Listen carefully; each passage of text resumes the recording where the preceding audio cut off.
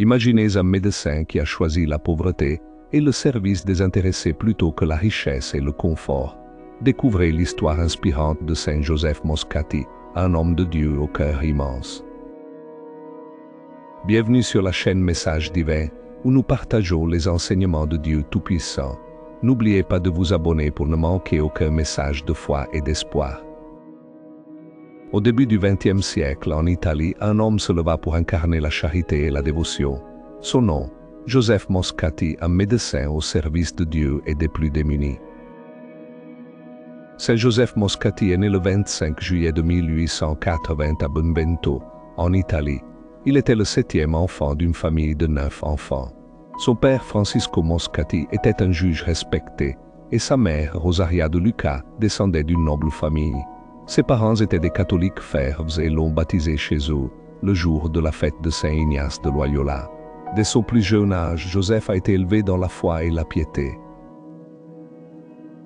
En 1884, la famille Moscati déménagea à Naples, où le père de Joseph obtint un poste plus élevé. C'est là que, à l'âge de 8 ans, Joseph fit sa première communion. Mais ce fut bien plus qu'un simple sacrement. Il eut une rencontre personnelle avec Jésus dans l'Eucharistie, un moment qui marqua le début d'une vie spirituelle profonde. L'Eucharistie devint son aliment spirituel quotidien, guidant chacun de ses pas. Joseph Moscati choisit d'étudier la médecine plutôt que le droit, une décision qui surprit son entourage. Il pensait qu'en tant que médecin, il pourrait être plus utile à son prochain. Il se souvenait avec émotion de l'hôpital des incurables, qu'il observait depuis le balcon de sa maison, et ressentait une profonde compassion pour ceux qui souffraient en silence. Sa mère, témoignant de sa générosité, déclara qu'il donnerait jusqu'à la dernière goutte de son énergie pour soulager la douleur des autres. À l'âge de 17 ans, Joseph ressentit un appel à la chasteté perpétuelle, sans pour autant se sentir attiré par la vie religieuse ou le sacerdoce. Cette aspiration naquit de sa profonde dévotion à la Vierge Marie et à l'Eucharistie.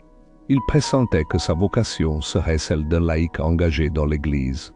Il s'impliqua activement dans la vie paroissiale, participant à la messe et à la communion quotidiennement, et manifestant une compassion particulière pour les pauvres, les malades et les incurables.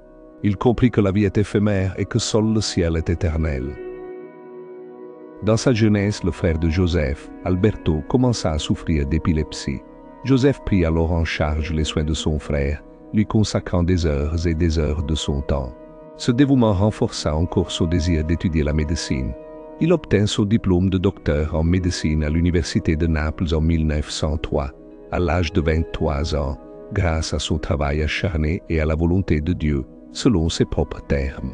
Son idéal était de pratiquer la médecine comme un moyen de mettre en œuvre la charité chrétienne, servant le Christ dans la personne du malade. Lors de catastrophes naturelles qui frappèrent Naples, comme l'éruption du Vésuve en 1906 et l'épidémie de choléra en 1911, Joseph Moscati ne quitta pas son poste.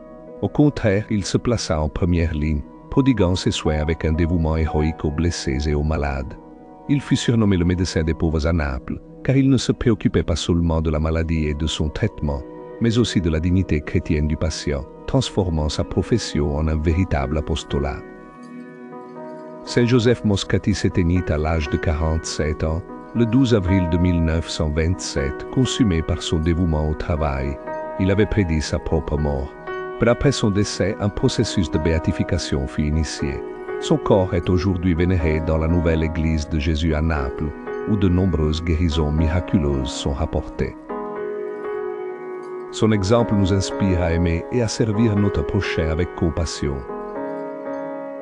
Partagez cette histoire inspirante avec vos proches et laissez un commentaire pour nous dire comment Saint Joseph Moscati vous a touché. Merci d'avoir regardé et que Dieu vous bénisse. À bientôt.